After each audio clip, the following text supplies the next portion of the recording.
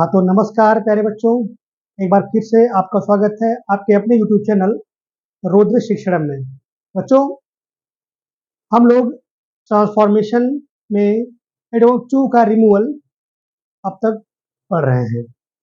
बच्चों, आज की इस वीडियो लेक्चर क्लास में हम लोग कुछ विशेष प्रकार के कुछ स्टैंडर्ड जो है सेंटेंसेस को देखेंगे और समझेंगे कि इन वाक्यों से एडवर्ब टू को रिमूव करके हम इन्हें दोबारा किस तरीके से लिख सकते हैं।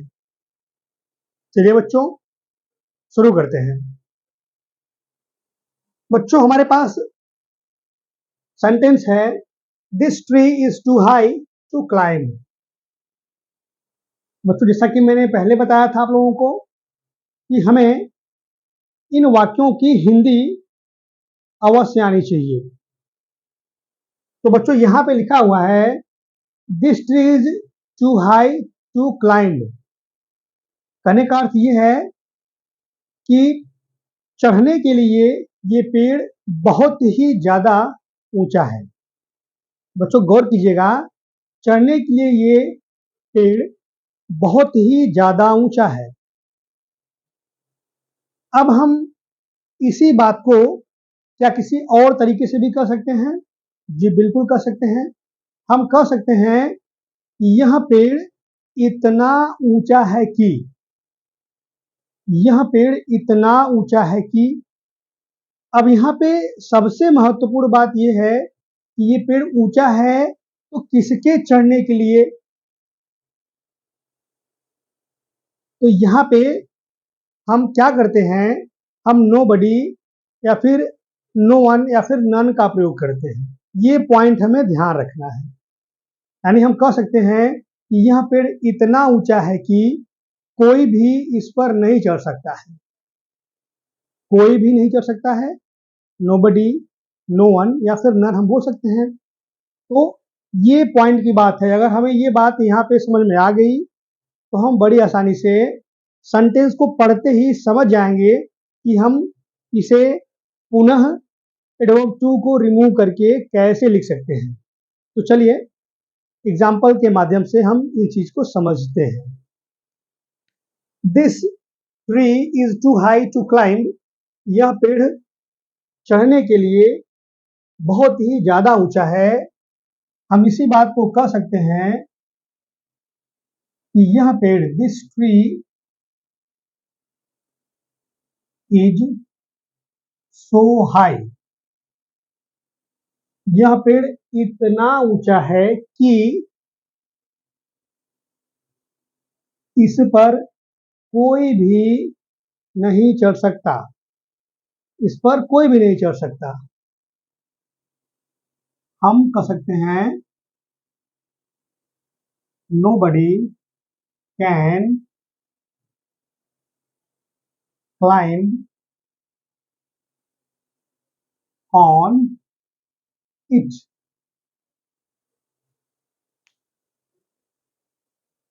तो बच्चों, जैसा कि मैंने पहले बताया था आपको, अगर आपको सेंटेंसेस की हिंदी समझ में आ जाएगी, इसके पीछे का जो लॉजिक है और जो इसेंस है, आप बड़ी आसानी से समझ पाएंगे। आइए आगे बढ़ते हैं और दूसरे वाक्यों को भी देखते हैं। The book was to costly two by. The book was to costly two by. खरीदने के लिए किताब बहुत ही ज्यादा महंगा था। खरीदने के लिए किताब बहुत ही ज्यादा महंगा था। हम इस बात को ऐसे भी कह सकते हैं, किताब इतना महंगा था कि इसे कोई खरीद नहीं सकता था। किताब इतना महंगा था कि इसे कोई खरीद नहीं सकता था। तो बच्चों, हम क्या कर सकते हैं? हम इस सेंटेंस को लिख सकते हैं, the book was so costly that. इसे कोई खरीद नहीं सकता था। कोई, हम यहाँ पे नन का प्रयोग भी कर सकते हैं, हम यहाँ पे नोबडी का प्रयोग भी कर सकते हैं। The book was to costly two by, अर्थात खरीदे जाने के लिए किताब बहुत ही ज्यादा महंगा था। तो हम क्या करते हैं, the book was so costly, किताब इतना ज्यादा महंगा था कि उसे कोई खरीद नहीं सकता था। इसलिए कुड का हमने यूज किया। The book was so costly that no one या फिर नो बडी या फिर नन का प्रयोग हम कर सकते हैं। नन कुड बाई इट या फिर nobody could buy it या फिर anyone could not buy it का भी हम प्रयोग कर सकते हैं। ये बेसिक ग्रामर है। अब बच्चों हमारा जो अगला सेंटेंस है, जरा इस सेंटेंस पे एक बार हम गौर करते हैं। हमारा सेंटेंस है the news is too good to be true. The news is too good to be true. एक बहुत ही इंटरेस्टिंग सेंटेंस है बच्चों ये। हिंदी में क्या अर्थ है, सच होने के लिए खबर बहुत ही ज्यादा अच्छा है। सच होने के लिए खबर बहुत ही ज्यादा अच्छा है। तो कहीं ना कहीं यहाँ पे इसका अर्थ ये हो रहा है, अगर हम इसी सेंटेंस को एक अन्य तरीके से कहें तो क्या होगा कि खबर इतनी ज्यादा अच्छी है कि यह सच नहीं हो सकती। ध्यान रखिएगा, खबर इतनी ज्यादा अच्छी है कि यह सच नहीं हो सकती। बिल्कुल, तो इसको हम क्या करेंगे, हम कह सकते हैं the news is so good. The news is so good, खबर इतनी अच्छी है कि दैट यह सच नहीं हो सकती। It cannot be true. It cannot be, यह नहीं हो सकती है, ट्रू मतलब सच। बच्चों ये बहुत ही इंटरेस्टिंग सेंटेंस था, ध्यान रखेंगे। आगे बढ़ते हैं। The problem of population is too serious to overlook. The problem of population is too serious to overlook. Hindi में इस वाक्य का अर्थ यह है कि जनसंख्या की समस्या जो है नजरअंदाज करने के लिए बहुत ही ज्यादा गंभीर है। हम इसको ऐसे भी कह सकते हैं कि नजरअंदाज करने के लिए जनसंख्या की समस्या बहुत ही ज्यादा गंभीर है। हमने जो पहले लॉजिक और ट्रिक्स पढ़े थे, बस हमको यहाँ पर भी वही अप्लाई करना है और बड़ी आसानी से हम इन सेंटेंसेस को पुनः विदाउट यूजिंग वर्ब टू लिख सकते हैं। तो हम क्या करेंगे, द प्रॉब्लम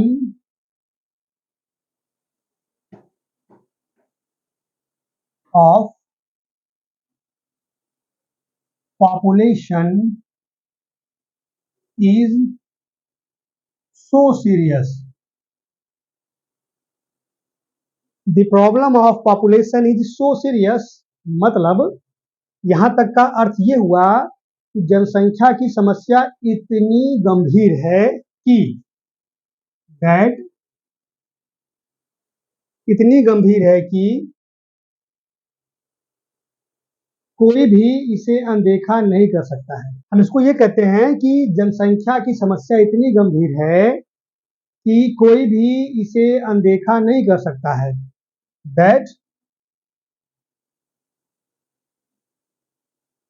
नन कैन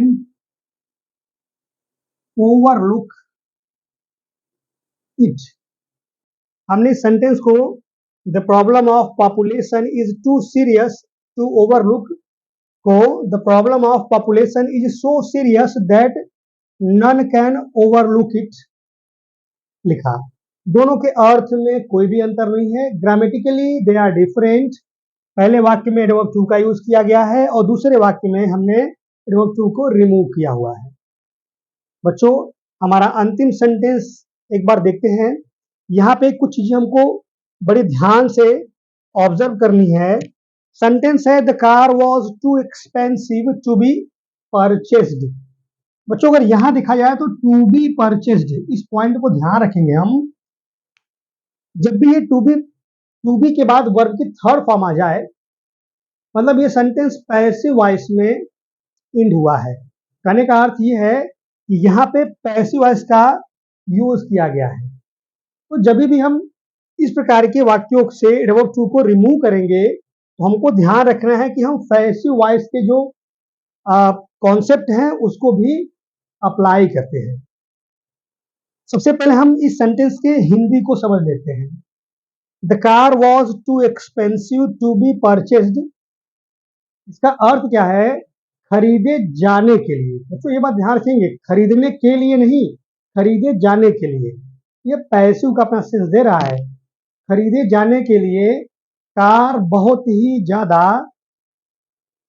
कीमती था, या फिर कार बहुत ही ज्यादा महंगा था भी हम कह सकते हैं। तो बच्चों अब जब भी हम इस सेंटेंस को पुनः लिखेंगे एडवर्ब टू को रिमूव करके, तो सबसे पहले हम समझते हैं कि इसको हिंदी में हम कैसे बोलेंगे। हम ये बोल सकते हैं इसी सेंटेंस को कि कार इतना ज्यादा कीमती था कि इसे खरीदा नहीं जा सकता था। इसे खरीदा नहीं जा सकता था। अब यहाँ पे ध्यान रखेंगे, हमने बोला है अंत में खरीदा नहीं जा सकता था। ये भी एक जो हमने बोला है ये भी पैसिव का फॉर्मेशन है। तो जब हमारा सेंटेंस पैसिव में दिया होगा तो जब हम एडवर्ब टू को रिमूव करेंगे तो हमें ये भी ख्याल रखना होगा कि जब हम रिमूव करें एडवर्ब टू को तो भी सेंटेंस पैसिव में ही इंड हो। लेकिन जब भी पैसिव में इंड होगा तो हम ये अंत में ईट आ रहा है, आप देख पा रहे हैं यहाँ पर भी ईट आया हुआ है। और जब पैसिव बनाते हैं तो हम ऑब्जेक्ट को बना देते हैं सब्जेक्ट, यानी ये पूरा सेंटेंस घूम के लिखा जाएगा। हम सीधा आपको एग्जांपल दे करके समझाने की कोशिश करते हैं। तो यहाँ पे हमारा जो वाक्य है वो कह रहा है खरीदे जाने के लिए कार बहुत ही ज्यादा महंगा था। हम ये बात इस तरीके से भी कर सकते हैं, the car was so expensive that, ध्यान रखिए, the car was so expensive, car इतना महंगा था कि इसे खरीदा नहीं जा सकता था। इसे यानी कार को, यानी it could not be purchased. अब बच्चों अगर आपने एक्टिव और पैसिव वॉइस के कॉन्सेप्ट को थोड़ा सा भी समझा होगा या जानते होंगे तो आप इस बात को यहाँ समझ पाओगे। टू बी परचेस्ड जो यहाँ पे ये अंत में लिखा गया ये पैसिव का फॉर्मेशन है। यहाँ पर भी हमने बी परचेस्ड जो लिखा है ये भी पैसिव का ही फॉर्मेशन है। तो कुल मिलाकर के कहने का मेरा अर्थ ये है कि यदि एडवर्ब टू वाले वाक्य के अंत में आपको टू प्लस में बी और वर्ब की थर्ड फॉर्म दिखे तो जब भी हम इसको पुनः लिखेंगे एडवर्ब टू को रिमूव करके तो भी हमें इसको पैसिव फॉर्मेशन में ही लिखना होता है। अगर आप एक्टिव और पैसिव को नहीं जानते तो प्लीज आप हमारे चैनल के प्लेलिस्ट में जा करके ट्रांसफॉर्मेशन का पहला टॉपिक ही है उसको अवश्य पढ़िए और हमारे वीडियोस को ध्यान से देखिए तो आप इस बात को समझ पाएंगे। बच्चों आज जो हमारा ये टॉपिक था एडवर्ब टू का रिमूवल यहाँ पर समाप्त होता है। अगर आपको कोई डाउट कहीं पे कोई कंफ्यूजन हो तो आप हमारे टेलीग्राम चैनल रुद्र शिक्षणम करके हमारा चैनल है, आप हमारे वीडियो के डिस्क्रिप्शन में उसका लिंक भी देख सकते हैं, उसको ज्वाइन कीजिए और आप वहाँ पे अपने क्वेश्चंस अपने डाउट्स के बारे में हमसे पूछ सकते हैं। और वहाँ पे आपको और भी चीज़ें जैसे कि नोट्स और जो भी हमारे प्लान्स या फिर अपडेट्स होंगे आपको मिलते रहेंगे। धन्यवाद।